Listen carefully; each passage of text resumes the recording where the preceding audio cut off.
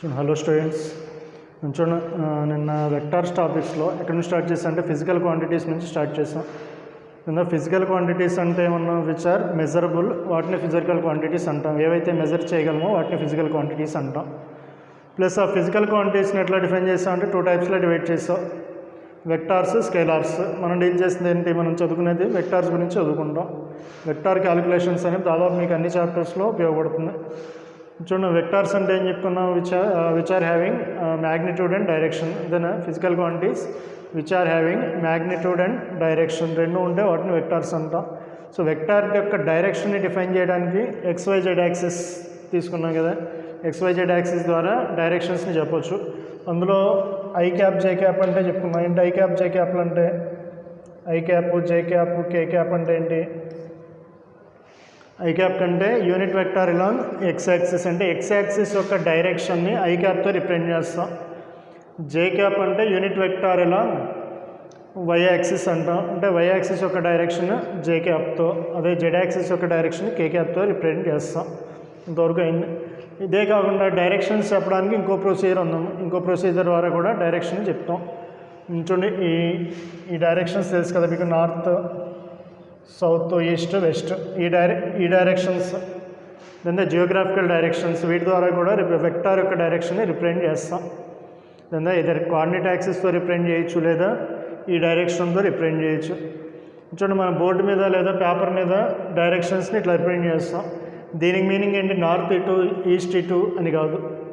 ఇది హారిజంటల్ ప్లేన్లో ఉన్నట్టు అనమాట. ఇది అంటే నార్త్ ఇటువైపు వస్తుంది నీకు, సౌత్ ఇటువైపు వస్తుంది, ఈస్ట్ అటు, సౌత్ ఇటు, అంటే హారిజంటల్ ప్లేన్లో ఉందని తీసుకుంటాం అనమాట. డైరెక్షన్స్ అనేవి హారిజంటల్ ప్లేన్ మీద ఉన్నాయని తీసుకుంటాం. చూపించేటప్పుడు ఇట్లా వర్టికల్ ప్లేన్లో తీసుకుంటాం. చూడండి, నార్త్ ఈస్ట్, సౌత్ వెస్ట్. చూడండి, ఎగ్జాక్ట్గా మిడిల్లో ఉంటే లైన్ ఈ డైరెక్షన్ని, ఎగ్జాక్ట్గా మిడిల్ అంటే టోటల్ యాంగిల్ అంతా 90 డిగ్రీస్ కదా. ఎగ్జాక్ట్గా 45 డిగ్రీస్ ఉందనుకోండి. ఈ 45 డిగ్రీస్ ఉంటే ఈ డైరెక్షన్ని నార్త్ ఈస్ట్ డైరెక్షన్ అంటాం. అదే ఇట్లా ఎగ్జాక్ట్గా 45 డిగ్రీస్ ఉంటే సౌత్ ఈస్ట్ డైరెక్షన్ అంటాం. ఇటన్నా ఉండొచ్చు, 45 డిగ్రీస్. సో ఈ యాంగిల్ని 45 డిగ్రీస్ ఉంటే ఈ డైరెక్షన్ని సౌత్ వెస్ట్ అంటాం, దీన్ని నార్త్ వెస్ట్ అంటాం, దీన్ని నార్త్ వెస్ట్ అంటాం. సో ఇట్లా డైరెక్షన్ రిప్రజెంట్ చేస్తాం. సో అట్లాగా ఉండ, సపోజ్ ఇట్లా ఉందనుకోండి,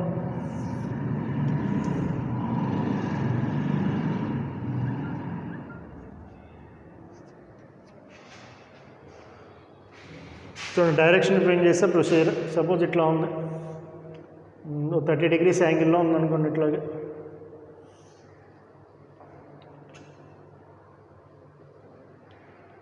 30 డిగ్రీస్ యాంగిల్లో ఉంది. ఇప్పుడు ఈ డైరెక్షన్ ఎట్లా చెప్తామంటే, ఈ డైరెక్షన్ చూడండి, మనం జనరల్గా మాట్లాడుకునేప్పుడు ఎట్లా చెప్తామంటే ఈ డైరెక్షన్ని దేంతో చేస్తుంది, ఈస్ట్తో చేస్తుంది. ఎటువైపు ఉంది, నార్త్ వైపు ఉంది. దాని ఈస్ట్తో నార్త్ వైపు చేస్తుంది కదా యాంగిల్. దాని యాంగిల్ ఇట్లా ఉంది, ఈ డైరెక్షన్లో ఉంది. ఇది ఎక్స్ యాక్సిస్ అనుకుంటే, సపోజ్ ఇది ఫిక్స్డ్ యాక్సిస్ అనుకుంటే, యాంగిల్ ఇట్లాగే మనం మెజర్ చేసేది. దాన్ని ప్రొట్రాక్ట్ ఇట్లా తీసుకున్నాం అనుకో, యాంగిల్ని ఇట్లా మెజర్ చేస్తాం. ఈ డైరెక్షన్ అంటే యాంటీ క్లాక్ వైజ్ డైరెక్షన్లో మెజర్ చేస్తాం. అంటే ఈస్ట్తో చేస్తుంది, ఎటువైపు, నార్త్ వైపు చేస్తుంది. సో దీన్ని చదివేటప్పుడు ఎట్లా చదువుతాం అంటే, ఇంగ్లీష్లో చదివేటప్పుడు రివర్స్లో చదువుతాం. అంటే 30 డిగ్రీస్ నార్త్ ఆఫ్ ఈస్ట్ అని చదువుతాం. 30 degrees north of east, 30 degrees north of east. లేదా సపోజ్ ఇది 30 డిగ్రీస్ అయితే ఈ యాంగిల్ ఎంత అవుతుంది, టోటల్ యాంగిల్ 90 డిగ్రీస్ కాబట్టి ఈ యాంగిల్ 60 డిగ్రీస్ కదా అయ్యేది. సో దీన్ని ఎట్లా చదవచ్చు, ఎటు చేస్తుంది, ఇది నార్త్తో చేస్తుంది, ఈస్ట్ వైపు. నార్త్తో ఈస్ట్ వైపు చేస్తుంది. రివర్స్లో చదవాలి, రివర్స్లో చదువుతాం.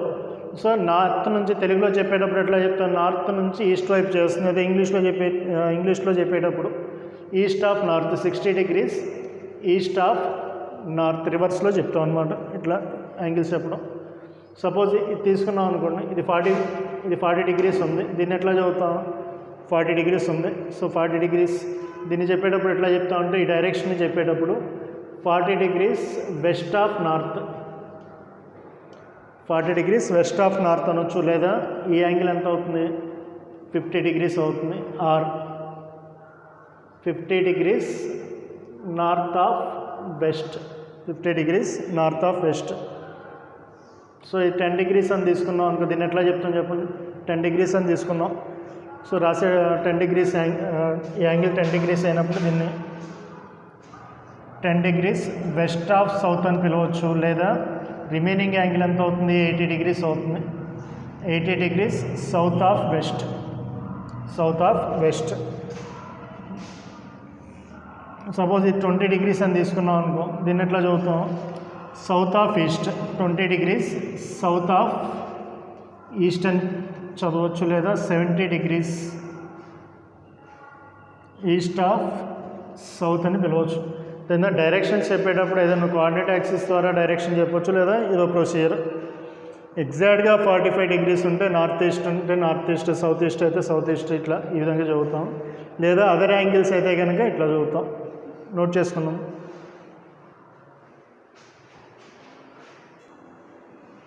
చూడండి నెక్స్ట్,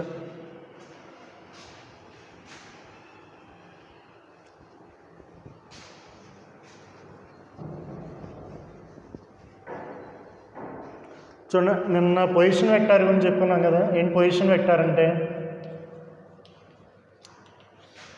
ఇట్లా కోఆర్డినేట్ యాక్సిస్ తీసుకున్నాం, ఓ పర్టికులర్ పాయింట్ ఇక్కడ ఉందనుకో, ఆ పాయింట్ యొక్క ఈ పాయింట్ యొక్క ఈ పాయింట్ ఈ పొజిషన్లో ఉంది. సో దీని యొక్క coordinate suppose X comma Y అనుకున్నాం అనుకో, దీని యొక్క పొజిషన్ వెక్టార్ అంటే ఏంటి, దాని యొక్క పొజిషన్ని వెక్టార్ ద్వారా రిప్రజెంట్ చేస్తాం. సో ఆ వెక్టార్ ఎక్కడ నుంచి స్టార్ట్ అవుతుందంటే, పొజిషన్ వెక్టార్ ఆరిజిన్ నుంచి స్టార్ట్ అవుతుంది, ఆరిజిన్ నుంచి స్టార్ట్ అవుతుంది, arrow mark towards the point. దీన్ని పొజిషన్ వెక్టార్ అంటాం. దీన్ని పొజిషన్ వెక్టార్ అంటాం. పొజిషన్ వెక్టార్ ఆర్ ఈక్వల్ ఎట్లా రాస్తాం, ఎక్స్ఐ ప్లస్ వైజే రాస్తాం. అంతేనా, పార్టికల్ యొక్క పొజిషన్ని పొజిషన్ వెక్టార్తో రిప్రజెంట్ చేస్తాం. సపోజ్ ఈ పాయింట్ యొక్క కోఆర్డినేట్స్ కనుక ఎక్స్ కామా వై అయితే, దీని యొక్క position vector R equal to X I plus Y J అవుతుంది. మీరు ఎక్స్ అంటే ఏంటి, ఎక్స్ యాక్సిస్ మీద ఉన్నటువంటి లెంత్, లేదా దీని పర్పెండిక్యులర్ కిందకి డ్రా చేసాం అనుకో, ఎక్కడైతే టచ్ అవుతుందో ఎక్స్ యాక్సిస్ మీద అది ఎక్స్ ఆ లెంత్. అదే వై అంటే ఇక్కడ పర్పెండిక్యులర్ డ్రా చేసి ఎక్కడైతే కట్ అవుతుందో వై యాక్సిస్ మీద ఈ లెంత్ వై అవుతుంది. అతను నెక్స్ట్ ఐ అంటే ఏంటి, ఐ అంటే unit vector along X axis, J అంటే unit vector along Y axis అవుతుంది. సో పొజిషన్ వెక్టార్ని ఎట్లా చూపిస్తాం, ఎక్స్ఐ ప్లస్ వైజే. ఆ వెక్టార్ యొక్క డైరెక్షన్ ఇట్లా ఉంటున్నాం, ఆరిజిన్ నుంచి ఈ డైరెక్షన్లో ఆ పాయింట్ ఎక్కడైతే ఉందో ఆ డైరెక్షన్లో రిప్రజెంట్ చేస్తాం. సపోజ్ ఇది పొజిషన్ వెక్టార్, దీని యొక్క మ్యాగ్నిట్యూడ్ కావాలి నీకు. మ్యాగ్నిట్యూడ్ని ఎట్లా క్యాలిక్యులేట్ చేస్తాం, మ్యాగ్నిట్యూడ్ని ఎట్లా రిప్రజెంట్ చేస్తాం, ఆర్తో రిప్రజెంట్ చేస్తాం, దాని ఆర్తో రిప్రజెంట్ చేస్తాం. సో ఆర్ యొక్క మ్యాగ్నిట్యూడ్, ఈ వెక్టార్ యొక్క మ్యాగ్నిట్యూడ్ కావాలంటే ఇట్లా రాస్తాం. చూడండి, సపోజ్ ఇది అబ్జర్వ్ చేస్తే ఇది రైట్ యాంగిల్ ట్రయాంగిల్ కదా అయ్యేది, దాని రైట్ యాంగిల్ ట్రయాంగిల్ అవుతుంది, యాంగిల్ 90 degrees అయ్యా. సో ఇది వై అయితే ఇది కూడా ఎంత అవుతుందమ్మా, వై అవుతుంది. సో ఈ లెంత్ తెలిసినప్పుడు ఇది హైపాటన్యూస్ అయ్యేది, హైపాటన్యూస్ యొక్క లెంత్ అదేగా మ్యాగ్నిట్యూడ్ అయ్యేది. అయితే ఈ రెండు లెంత్ తెలుసు, ఇది ఎక్స్ ఇది వై. నీకు కావాల్సింది ఏంటి, ఈ హైపాటన్యూస్ యొక్క లెంత్ కావాలి. ఎట్లా క్యాలిక్యులేట్ చేస్తాం, మ్యాథమెటిక్స్లో ఉంటుంది పైథాగరస్ థీరం అప్లై చేస్తాం. ఈ పైథాగరస్ థీరం అప్లై చేస్తే ఎట్లా రాయొచ్చు, ఆర్ ఈక్వల్ టు, దీని ఆర్ అనుకుంటే ఈ magnitude of R equal to ఎట్లా రాయొచ్చు, square root of X square plus Y square. So ఇదే మ్యాగ్నిట్యూడ్ ఇస్తుంది అనమాట, ఆ ఫార్ములా మ్యాగ్నిట్యూడ్ ఫార్ములా. దాంట్లో జనరల్గా సపోజ్ ఇట్లా తీసుకున్నాం అనుకో, మీ కోఆర్డినేట్స్ను 3,4 అని తీసుకున్నాం అనుకో, 3,4 అని తీసుకున్నాం అంటే ఎక్స్ యాక్సిస్ మీద ఎంత ఉంటుంది, 3, వై యాక్సిస్ మీద ఇది ఎంత ఉంటుంది, ఇది 4 ఉంటుంది. అంతేనా కోఆర్డినేట్స్ మీనింగ్ అంటే. అంతేగా కోఆర్డినేట్స్ మీనింగ్ 3,4 అంటే ఎక్స్ యాక్సిస్ మీద 3, 4 అంటే వై యాక్సిస్ మీద 4. సో ఇప్పుడు నీకు కావాల్సిన ఏంటి, పొజిషన్ వెక్టార్ అంటే ఇట్లా చూపిస్తా ఉన్నాం, ఆరిజిన్ నుంచి ఆ గివెన్ పాయింట్కి ఒక లైన్ డ్రా చేస్తాం, అదే పొజిషన్ వెక్టార్ అవుతుంది. ఆ పొజిషన్ వెక్టార్ని ఎట్లా రాయొచ్చు, R equal to X axis మీద ఎంత ఉంది length 3, so 3i plus 4j, ఇది పొజిషన్ వెక్టార్ అవుతుంది. ఇప్పుడు నీ పొజిషన్ వెక్టార్ యొక్క మ్యాగ్నిట్యూడ్ కావాలి. మ్యాగ్నిట్యూడ్ అంటే ఈ లెంత్. సో ఇది రైట్ యాంగిల్ ట్రయాంగిల్ తీసుకుంటే నీకు సైడ్స్ తెలుసు కదా, ఈ సైడ్ 3 ఈ సైడ్ 4 అయినప్పుడు ఈ హైపాటన్యూస్ యొక్క లెంత్ ఎంత అవుతుంది అంటే, పైథాగరస్ థీరం అప్లై చేస్తే ఎంత వస్తుంది, square root of 3 square plus 4 square వస్తుంది, అంటే 9 ప్లస్ 16 దట్ ఈక్వల్ టు ఎంత square root of 25 that equal to 5 కదా, అంటే దీని లెంత్ ఎంత 5.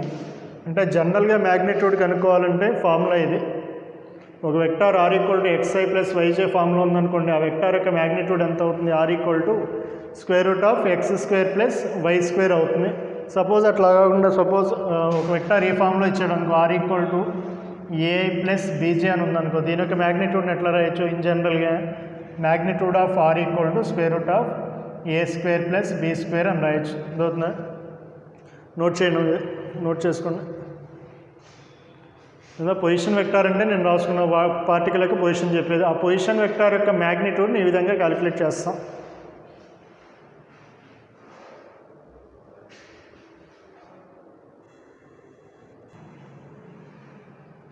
సో ఏం క్యాలిక్యులేట్ చేస్తాం, ఇక్కడ మ్యాగ్నిట్యూడ్ ఆఫ్ ఆర్ క్యాలిక్యులేట్ చేస్తాం. ఇది ఆర్ అనేది vector form, modulus of R అంటే మ్యాగ్నిట్యూడ్ ఆఫ్ ఆర్ అనే వెక్టార్ యొక్క మ్యాగ్నిట్యూడ్. ఇది ప్రొసీజర్. సపోజ్ అదే వెక్టార్ని నువ్వు 3 డైమెన్షనల్లో తీసుకుంటే, అదే వెక్టార్ని 3 డైమెన్షనల్ అంటే 3 కాంపోనెంట్స్ వస్తాయి, X comma Y comma Z component. Suppose coordinates ఇట్లా ఉన్నాయనుకోండి, X comma Y comma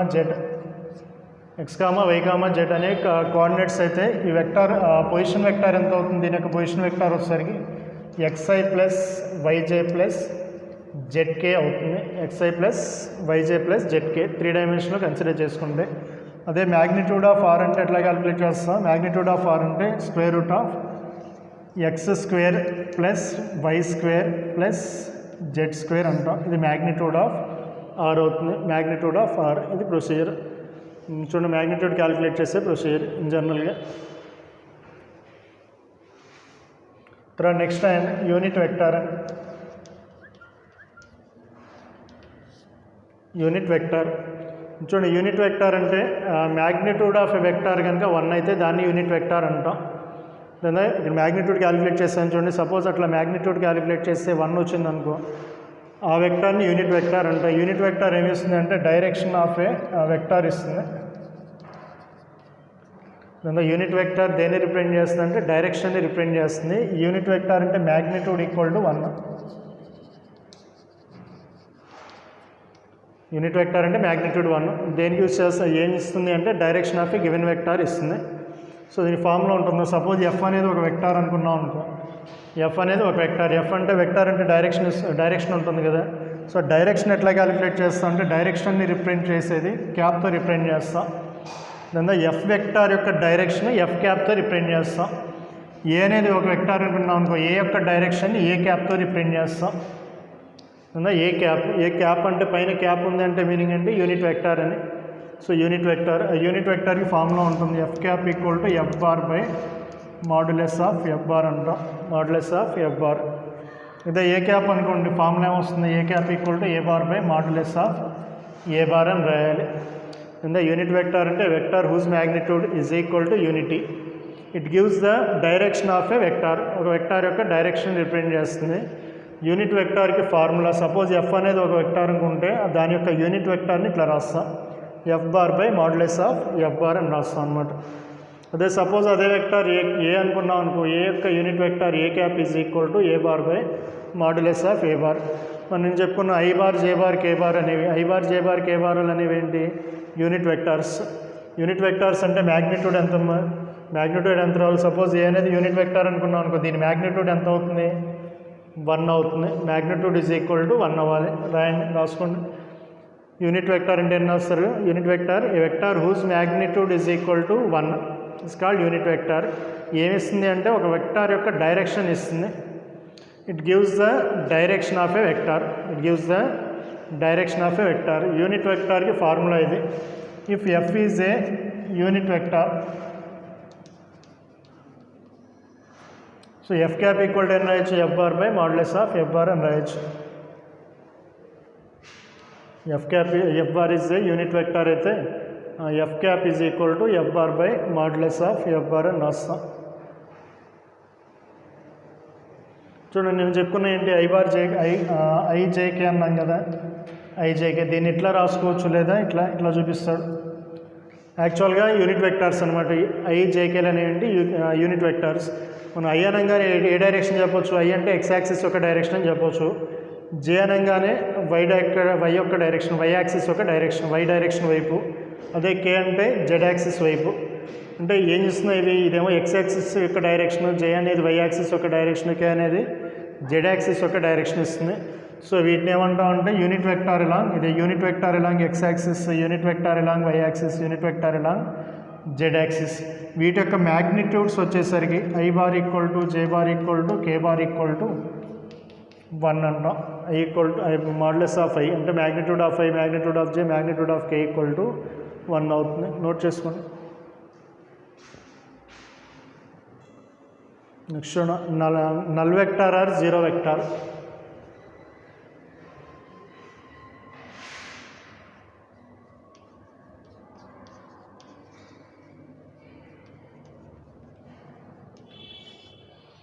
null vector or zero vector. చూడండి ఆల్రెడీ డెఫినేషన్లో ఉంది జీరో వెక్టార్ అని. జీరో వెక్టార్ అంటే మ్యాగ్నిట్యూడ్ కనుక జీరో అయితే జీరో వెక్టార్ అంటాం. ఒక వెక్టార్ యొక్క మ్యాగ్నిట్యూడ్ జీరో అయితే, లేదా మ్యాగ్నిట్యూడ్ జీరో అయితే నల్ వెక్టార్ అనొచ్చు లేదా జీరో వెక్టార్ అనొచ్చు. Suppose for example position vector అన్నాం కదా, ఒక పార్టికల్ ఇక్కడ తీసుకున్నాం. పొజిషన్ వెక్టార్ అంటే ఎట్లా రాయొచ్చు? R equal to X I plus Y J అని రాయొచ్చు. దాని coordinates suppose X comma Y అనుకుంటే ఎట్లా రాసాం? దీని యొక్క పొజిషన్ వెక్టార్ని R equal to X I plus Y J అని రాసాం. సపోజ్ ఇదే పాయింట్ ఇక్కడ తీసుకున్నాం అనుకో, ఈ పాయింట్ని ఇక్కడ తీసుకున్నాం. ఇక్కడ కోఆర్డినేట్స్ ఏమవుతాయి? ఇక్కడ ఆరిజిన్ కదా, ఆరిజిన్ అంటే కోఆర్డినేట్స్ ఏమవుతాయి? 0, 0. అంటే దీని యొక్క పొజిషన్ వెక్టార్ అంటే ఎన్ని రాస్తాం? Are equal to 0i plus 0j అని రాస్తాం. సో మ్యాగ్నిట్యూడ్ క్యాలిక్యులేట్ చేస్తే ఎంత వస్తుంది? √0² ప్లస్ 0² అంటే that equal to 0 negative. So ఇట్లా మ్యాగ్నిట్యూడ్ కనుక 0 అయితే అటువంటి వెక్టార్ని ఏమంటాం? నల్ వెక్టార్ లేదా జీరో వెక్టార్ అంటాం. ఫర్ ఎగ్జాంపుల్ ఇదే తీసుకున్నాం, position of A particle at origin. కింద ఎగ్జాంపుల్ ఏంటి? ఇదే example, position of A particle at the origin. Suppose ఒక పార్టికల్ ఆరిజిన్ దగ్గర ఉంది అంటే దానికి మ్యాగ్నిట్యూడ్ని కనుక నువ్వు క్యాలిక్యులేట్ చేస్తే మ్యాగ్నిట్యూడ్ ఎంత వస్తుంది? 0 వస్తుంది. అప్పుడు ఆ పొజిషన్ వెక్టార్ని ఏమనొచ్చు? జీరో వెక్టార్ అనొచ్చు. ఆ తర్వాత మీకు కైనమాటిక్స్లో వస్తుంది వెలాసిటీ, యూనిఫామ్ వెలాసిటీతో మూవ్ అయ్యేటప్పుడు యాక్సలరేషన్ 0 వస్తుంది అని. లేదా యూనిఫామ్ వెలాసిటీతో కనుక కాన్స్టెంట్ వెలాసిటీతో మూవ్ అవుతూ ఉంటే యాక్సలరేషన్ తర్వాత చెప్పుకున్న కైనమాటిక్స్లో వస్తుంది. ఇక్కడ మనం పొజిషన్ వెక్టార్ గురించి మాట్లాడుకున్నాం కాబట్టి ఎగ్జాంపుల్ గుర్తుపెట్టుకోండి. Position of a particle at the origin కనుక తీసుకుంటే సో దాని మ్యాగ్నిట్యూడ్ ఎంత వస్తుంది? 0 వస్తుంది. ఆ 0 వస్తే అటువంటి వెక్టార్ని ఏమనొచ్చు మనం? జీరో వెక్టార్ అనొచ్చు. ఆ తర్వాత చూడండి నెక్స్ట్ ఈక్వల్ వెక్టార్స్ అంటే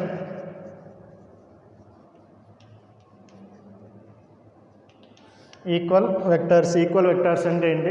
చూడండి, రెండు వెక్టార్స్ని ఈక్వల్ వెక్టార్స్ అని ఎప్పుడు అంటామంటే ఆ రెండు వెక్టార్స్ యొక్క మ్యాగ్నిట్యూడ్ అండ్ డైరెక్షన్ రెండు సేమ్ అయితే.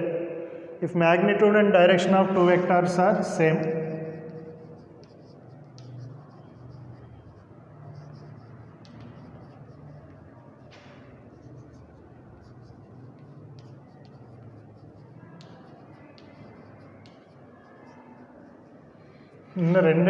రెండు ఈక్వల్గా ఉంటాయి. ఏంటి? Magnitude and direction. Suppose A అనే వెక్టార్ ఇట్లా తీసుకున్నాం అనుకో, ఈ డైరెక్షన్లో ఉంది.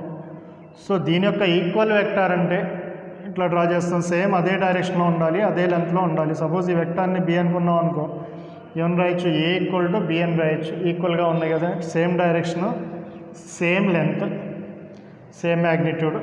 సో ఇట్లా ఉంటే ఈక్వల్ వెక్టార్స్ అంటాం.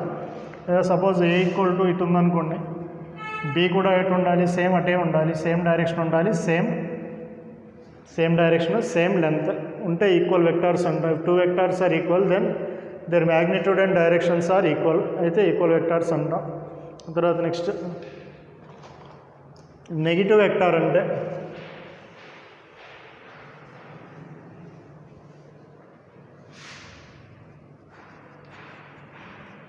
Negative vector. ఒక వెక్టార్ యొక్క నెగిటివ్ వెక్టార్ అంటే ఏంటి? చూడండి, సపోజ్ ఒక వెక్టార్ అంటే ఈ వెక్టార్ని తీసుకున్నాం, ఏ అనే వెక్టార్ని తీసుకున్నాం. దీని యొక్క నెగిటివ్ వెక్టార్ అంటే చూడండి, నెగిటివ్ వెక్టార్ అంటే మ్యాగ్నిట్యూడ్ సేమ్గా ఉంటుంది. ఏకి నెగిటివ్ అంటే -aనేగా వచ్చేది, కానీ ఏ యొక్క నెగిటివ్ అంటే -a. సో అంటే ఇక్కడ మైనస్ అని దేన్ని రిప్రజెంట్ చేస్తుంది అంటే వెక్టార్స్లో డైరెక్షన్ని రిప్రజెంట్ చేస్తుంది. నెగిటివ్ సైన్ అనేది కనుక డైరెక్షన్. అంటే ఇప్పుడు సపోజ్ నువ్వు ఈ డైరెక్షన్లో పాజిటివ్ తీసుకున్నావు అనుకో, నెగిటివ్ వచ్చినప్పుడు డైరెక్షన్ రివర్స్లో తీసుకోవాలి. అంటే ఏ యొక్క డైరెక్షన్ ఇటు ఉంటే ఇటు కనుక తీసుకుంటే అది -a అవుతుంది. ఇప్పుడు ఈ మైనస్ని ఏమన్నా ఈ మైనస్ ఏని నెగిటివ్ వెక్టార్ ఆఫ్ ఏ అంటాం. లేదా ఈ మైనస్ ఏ అనేది నెగిటివ్ వెక్టార్ ఆఫ్ ఏ అవుతుంది. అంటే నెగిటివ్ వెక్టార్ అంటే ఏంటి, ఏం సేమ్గా ఉంటుంది, మ్యాగ్నిట్యూడ్ సేమ్గానే ఉంటుంది, డైరెక్షన్ ఆపోజిట్లో ఉంటుంది. లేదా మ్యాగ్నిట్యూడ్ సేమ్, డైరెక్షన్ రివర్స్లో ఉంటుంది. సో బి వెక్టార్ తీసుకున్నాం. బి వెక్టార్ సపోజ్ ఈ డైరెక్షన్లో ఉందనుకో, బి యొక్క నెగిటివ్ వెక్టార్ అంటే ఇది అవుతుంది అనమాట, మైనస్ బి అవుతుంది. మైనస్ బి అవుతుంది. రాసుకోండి నెగిటివ్ వెక్టార్ అని రాసుకోండి. నెగిటివ్ వెక్టార్ అంటే ఏంటి, మ్యాగ్నిట్యూడ్ సేమ్గా ఉండాలి, డైరెక్షన్ రివర్స్లో ఉండాలి.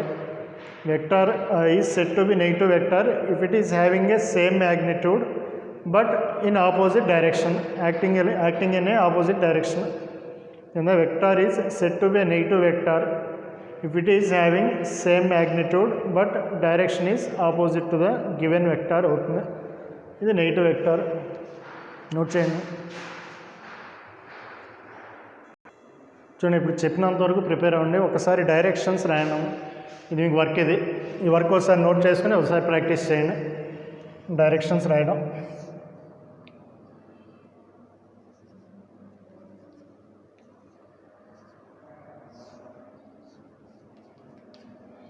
ఈ డైరెక్షన్ ఎంత అవుతుంది,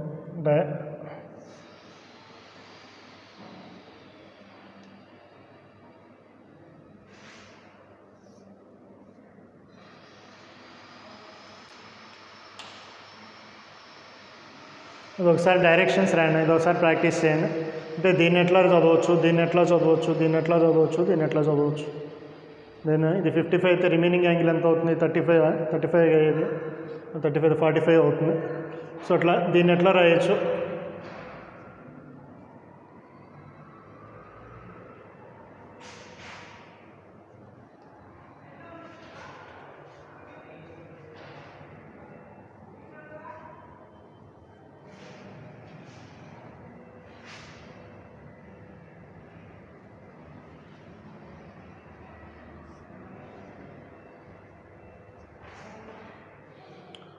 ఈ యాంగిల్స్ రాయండి. దీన్ని ఎట్లా చదవచ్చో ఒకసారి మీరు ప్రాక్టీస్ చేయండి.